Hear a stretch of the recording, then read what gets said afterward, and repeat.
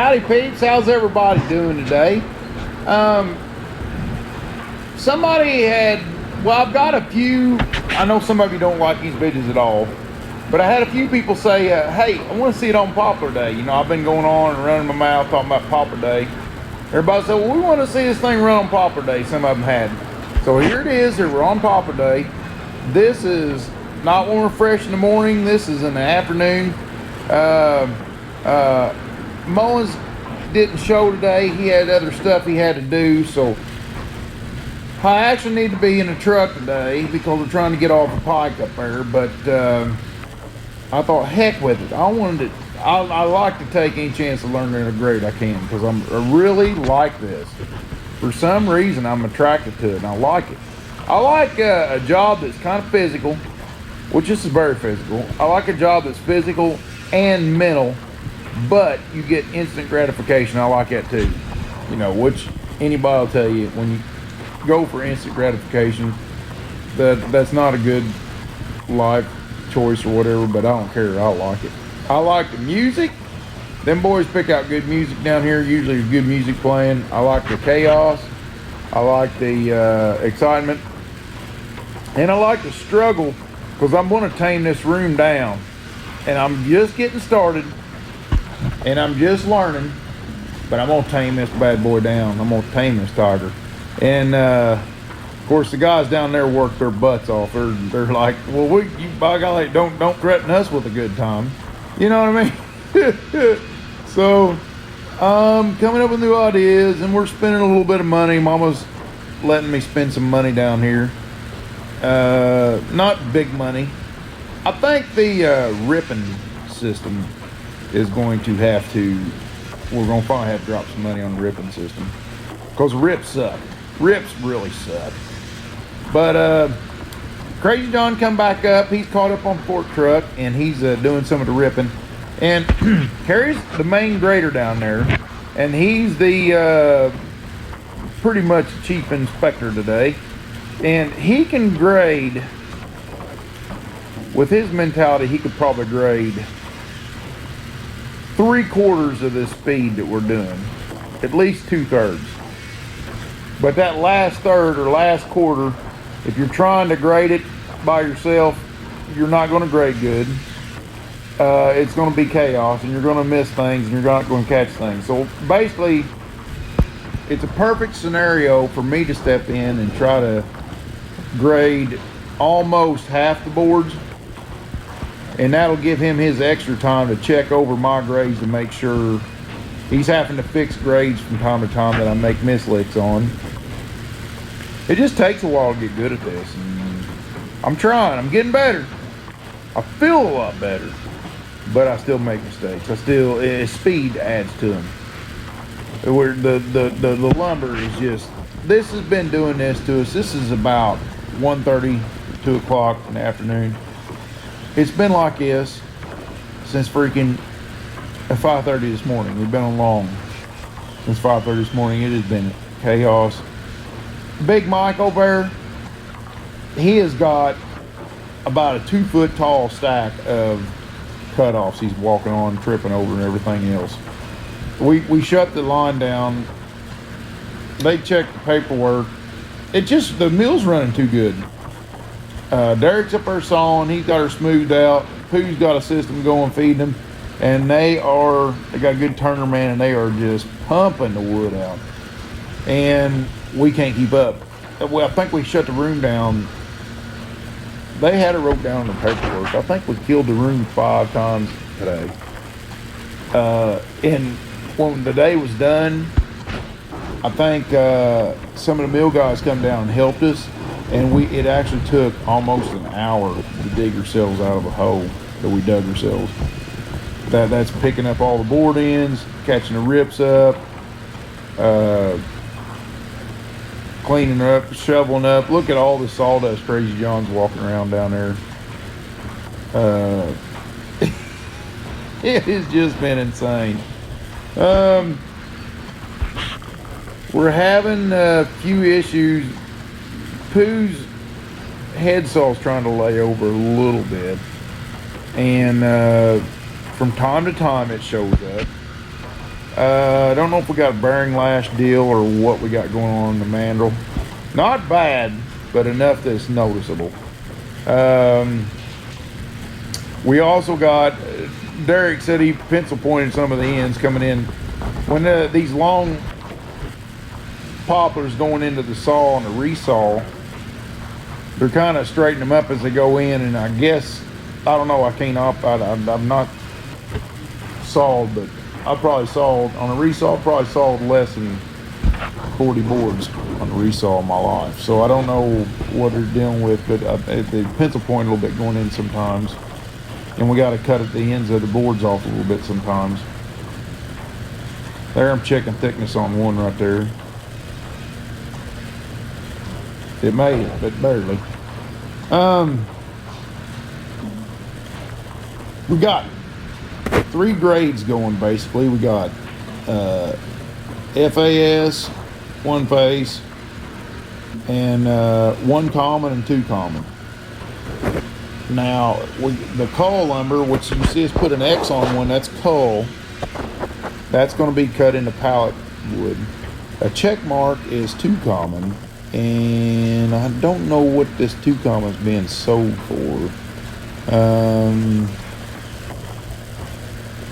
With this Corona crap going around, I don't even know where half of it's going. I know that on this run of it,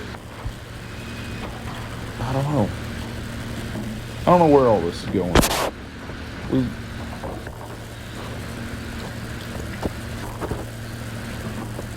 We've had to change companies a couple times here, chasing ourselves and market while people are slowing down over the Corona. So I don't know who we're cutting for at this time. Now, that's going to be a rip, ain't it, Tater? Yep, I'm going to have to rip it. Nope. I probably should have ripped it. I'm not going to get into all the rules. I'd stammer over some of the rules, but I know most of the rules. But they're complex. I promise you, it takes a long time to get decent at this. That's a 1 common unless I rip it. Am I going to rip it? I'm thinking about it. Yep, ripped a 6 out of it. All right, 6 inches is your narrowest board that you can make face. So if I get a board that, if you grade it as the board lies on some of these wide long boards, and you get a board that is grade out a 1 common, which sells for almost down to half price of the face. See, I think I can rip me one out of there too. Bam, another rip. Okay, you can take half that board, and on half the board you can almost double the value of the half that makes it. The other half of the board might drop a grade, but that's only going to drop like a quarter of the value. That's not going to drop that much value on the low side of the board, because the main jumps from the highest grade down to the second highest grade. Then after that, it's a slow taper. So the price that these boards are worth, the going market for these boards and our options, that plays everything into how you're making your decisions.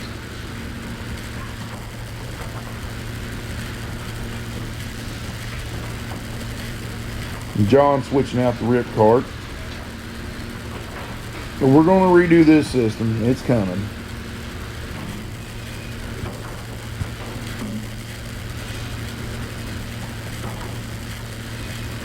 Now in a minute I'm going to get into them rollout carts and automatic dumping carts, the bunks that I built. I built one of them, and I think Robin and Morgan built the second one. I shouldn't take all the credit. But it was my design. I accept full responsibility of the way these guys have been fighting it. That's not anybody else's, on anybody else's back. That's my problem. Kerry busted me on one. Busted me on a screw up. I can't remember. There's some boards that I just made a terrible decision on. I think that was one I got. I marked it all the way down to a 2 common, and he figured out how to cut around it and turn it almost into one face. So I mean, I got a lot to learn. So I can't grade by myself. But I feel a lot cockier grading when I got Kerry back here, you know, and I'm getting him enough time to where he can keep his eyes on, you know, if I'm doing, you know, if I get a board that's, you know, there's a lot of boards that are real close, but if I get a board that's a dead obvious screw up, he busts me pretty quick on it. Anyway, long story short, these bunks ain't been working the best. The concept's great. I'm proud of the concept, still proud of the concept. I'm still love this concept of these lumber bunks we got. But it's taken some modification because it turned into, yeah, we're hitting super mode now.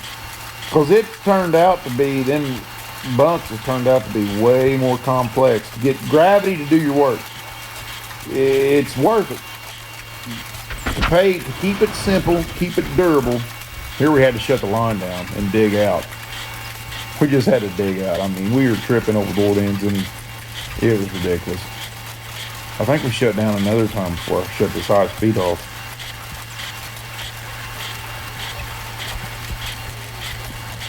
Poplar Day is just insane. And we shut her down again.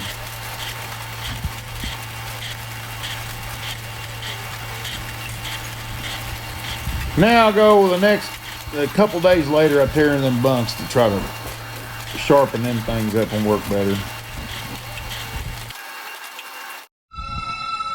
Okay, we've been working on the lumber carts today. I want to show you where I'm at on them. All right, that's enough, y'all. That's enough of that. Shut her down. All right, so we're working on lumber carts. We've had some trouble with them. I know we started the first one, what, a year and a half ago or something like that, or 2 years or something like that. It's been a rough patch, to say the least. They don't not work very good. Let me show y'all what. All right, give you all an update. We first put these in, they set too low. They didn't have enough angle to them. Now, the naysayers, I know you're gonna dog on me about all kinds of stuff. I've took a lot of grief over these freaking things, both from the lumber pullers and people online. The idea is good, I promise you. It's more complex than I originally figued, okay? But it's still a sound idea. I'm not just riding a dead horse here. It's a good idea. I didn't understand it good enough going in. Didn't understand all the ratio of friction to gravity. Yeah, friction to gravity, I didn't get right. The ratio of friction to gravity on this thing, I didn't get right. So, and it's really bit us in the butt. And a few other things. Originally, I didn't have them angled enough, and now they're angled enough. The stuff will shoot out there quite well now. Originally, I used these bars, which is fine up front, but it didn't factor in when you're in a hurry. In the back, we was getting boards on the outside of this frame here. Now, I've welded these on past couple days, so they got like a chute to go in, and there's a bevel on the edge of them, on both edges of them. And this one was our first one, and we made it with a swing up door, which we decided, I don't know if we quit on that too early. I think we did. I think a swing up door would still work, but we gave up on that idea, so that's hindsight 2020. Well, we ended up cutting down the side. Well, we welded the side back because we cut it. I'll show you why we cut down on the side. These son of bucks look like a Frankenstein son of a buck because of what I've been through. You know, now that I know, you know, the rest of them could look a lot prettier, but. So we had these rollers sunk down in there, and we had to cut this side out so the door had room to swing. So when we change it to a swing door, see the door, when it swings out, it has to swing up. You know, you see the drop over here? See how it comes out, and we had to, well anyways, long story short, when I welded that bar back on, I bent it like a trough. Got mad, and I never come back to it. So basically for all this time, the lumber comes out and it had to go through a trough because of the way the heat, the warp. So I got the torch out the other day. See how I melted the bottom flange? I cooked that bottom flange and put swag belly back in her. We'll get up here and sight down it. So what was happening is when the bundles of the packs would start out, they have to climb up and the rollers would go bump, bump, and stop. So we've been, for the past year, been taking a fork truck and pulling them out. Yeah, and I took the springs off of them too because I couldn't make that work. But now if you look down here, they had a swag belly to them. And now they're perfectly flat on this side. And on this side, they even got a little bit of a hump to them. Let's check this one out. A swag belly. Oh, that one's got a nice swag belly. I want a little hump in them. Oh yeah, look at that. That is beautiful. Okay, so now I got a little hump. This one's flat, but flat works fine. Trust me, this thing was like a, it was like a trough. It's a wonder everybody didn't kill me over it. So anyways, now we got the solid sides on them, so the boards can't get stuck behind the, I think it'll work good. I ended up taking the springs off the doors because I couldn't get the springs to act right. Now the new one's got a spring on it because I think it's going to act right. But if it don't, I'll cut it off too. We'll just have to figure out what we're going to do. I'm not happy with everybody having to walk back here and shutting the gates. So I'm going to make it to where, even if I got to run something, I'll tell you what I got an idea on. And anybody's got any ideas, share them with me, because I'll probably end up using some of them. Because this is a Frankenstein project, and I don't care whose idea I use. I'll be happy to have any of them. But my grandma and grandpa Carter used to have a dairy farm. And in the milk parlor, the cows had these, you open up a door on one end, let the cow in to come in to get milked. She'd pull on a string, and when the door would open, there was a weight that run through a pulley on the back side of the barn post, and the cow would walk in, she'd let go of the string, and then this weight would pull the door back shut. And I'm thinking about doing that. But like I said, I want to see all this other stuff work first. And other things, I had a little issue with the concrete and these rollers. So I added this piece of steel to them, this and the divider, so you wouldn't get your rollers where they cross on a push out. So if you push both of them out at the same time, I didn't want the rollers bumping. And I ordered online, I left this pipe hollow in the end, or the tube. And I ordered online some 1-inch square bars that are 4 inches long, that's earth magnets. And I'm gonna take a broomstick and I'm gonna slide them all the way through there. So there's gonna be 1, 2, 3, 4 earth magnets. So when you roll this up here, it'll magnetize to that. And there won't be nothing sticking out, so somebody gets rough with the fork truck, they can't tear off the magnets. And then all of a sudden, it'll stick to it.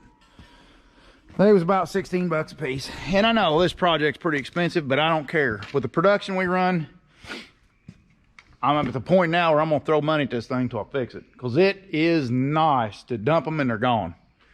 And I got the 16-footer made. Carrie said, when you gonna put it in? I said, when these work. It's done.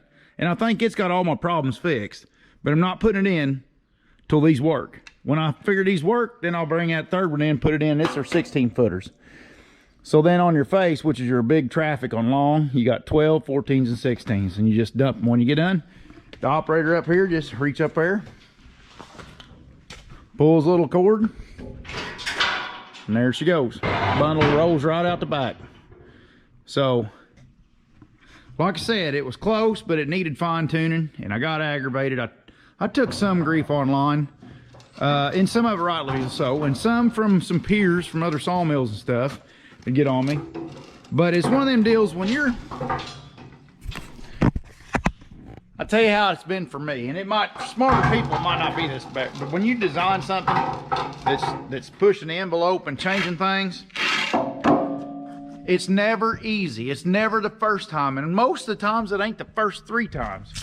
You take a lot of flack from it, you take a lot of grief from it, but in the end, as long as you get the son of a buck done and working, Now, them look like a Frankenstein piece of crap right now. But when I got done, if I find somebody, maybe get my boys down there at the paintbrush, they can fix it all when they're done.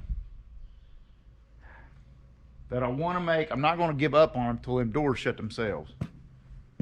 I want the operator, because there's a lot of strain up there. I want that operator, when he's up there, pull this thing, bundle runs out, reach over to the deck, grab the next board, come back, and the door be shut, and he sling the next board right behind it.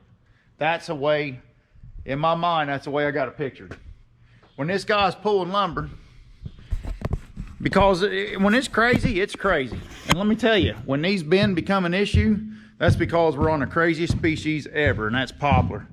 And poplar comes in long, and poplar comes in long droves.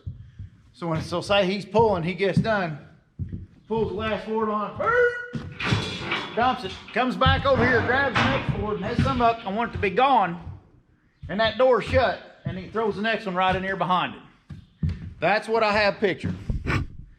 Until I get that, I'm not going to figure it's done. Has it costed a lot of money? Hell yeah, it's cost a lot of money. But these boys are worth it down here. I just feel like I fail them because I'm not that smart. That's the part that bugs me. Because I wanted it to work good right off the bat, and it didn't. But I expected it not to, because most of the stuff I do don't work good right off the bat. It takes a time or two to finally get it. But I will say this, we're getting closer. Now here's another thing. Those of you coming to me with ideas on it, which I am welcome and I'm happy to get them. And I will not, don't nobody get, let's see here. Don't nobody get down in the mouth about an idea if I don't use it. But I won't be picking on you, tormenting you. But I'm going to tell you something. All day long, you're running off adrenaline down here, which really screwed me up in designing anything. You can't design anything you can't beat on. Whatever you make, you got to figure in your head that you can throw a fit and it'll be fine. If you can't throw it, and these are big boys, so they're throwing a fit, they can throw a pretty destructive fit. So you got to figure how destructive of a fit can I throw and this stuff still be fine. That's how guys got to think about it. And I never thought about it that way in the beginning, and I made a lot of chintzy stuff that didn't work. But I mean, there's a lot of times these guys are running this stuff, and you'll be up there doing your thing or something, and you'll hear them over here cussing and screaming all of a sudden. About 3 of them. You know what I mean? The good, you know, a good, what do they call it, explicitly deleted. A good few of them, you know. So it's got to stand up for abuse. And that's the thing you got. And the only way to make abuse happen is to overbuild it and keep it simple. And then it can handle abuse. Because you're going to have a bad day. Sometimes, let's face it, if you're having a bad day, sometimes that gate right there, that needs to be what you take it out on. That saves somebody's jaw.